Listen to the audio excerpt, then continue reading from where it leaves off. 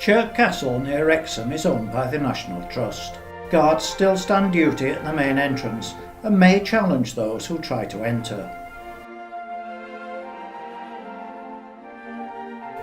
If found unworthy, they may well end up in the stocks.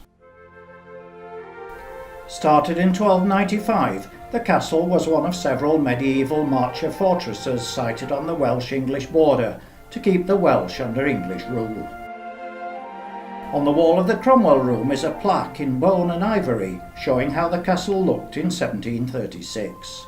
A conducted tour starts by going up the magnificent staircase to see the paintings of the Middleton family, who've owned the castle since 1593. All the clocks in the castle still show the right time, except for the one in the dining room, which is too difficult to take off the wall to wind. The chandelier is one of a pair. The saloon was a place for the family to relax with friends and show off their wealth and taste. Here there's a rare harpsichord and 4 17th century tapestries.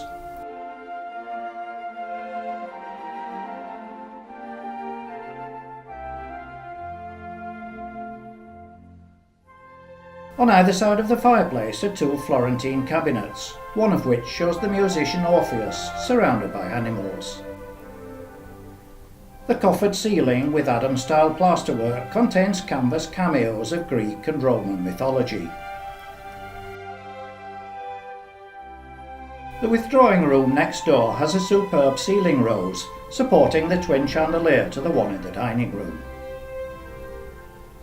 The long gallery is 100 feet long and 45 feet wide.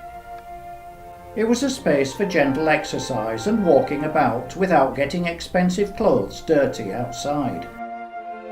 The beautiful King's Cabinet was a gift from King Charles II to Sir Thomas Middleton II.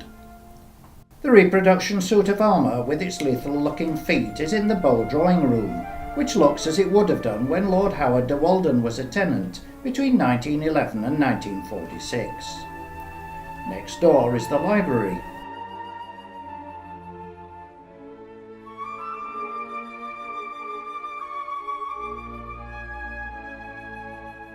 Out in the courtyard, steps lead down to the dungeon.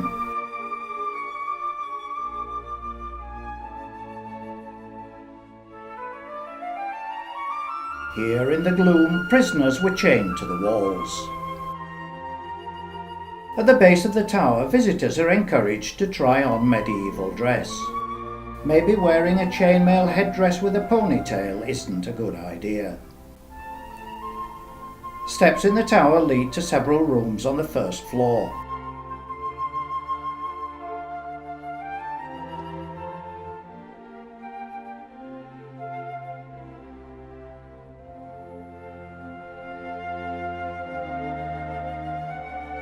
Windows overlook the courtyard. On the upper floor is the magistrates' court with its frieze of griffins, birds, wolves and monkeys. Its use is unknown, but it takes its name from the relief of a magistrate holding the scales of justice. Across the courtyard is the servants' hall, a cosy room where the servants ate and spent what little free time they had. From the rafters hangs a collection of fire buckets. The garden at the side of the castle contains topiary yew trees and a clipped yew hedge.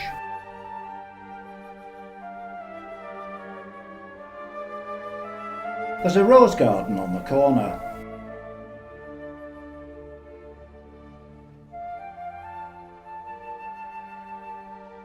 Gaps in the yew hedge are flanked by bronze statues of nymphs. This one is called Destiny, and this Vanishing Dream.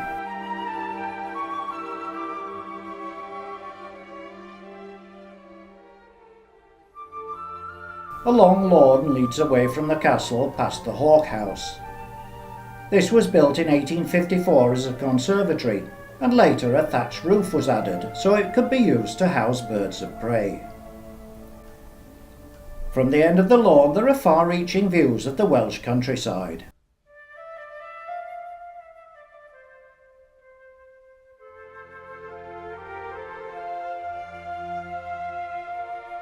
It takes a large team of gardeners to keep this place in shape. Heading back towards the castle, a collection of hydrangeas stand next to the pond.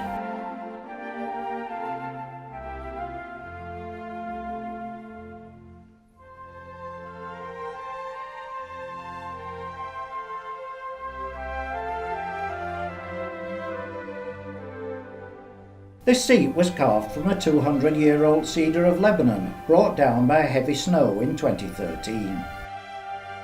Above the stables is the laundry, which did washing for Middleton houses here, in London and in Scotland. Each of the 6 maids had her own sink.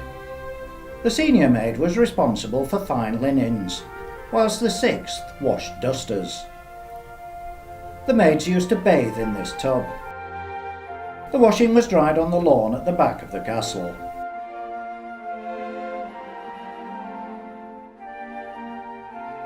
A long drive leads through the park to the exit.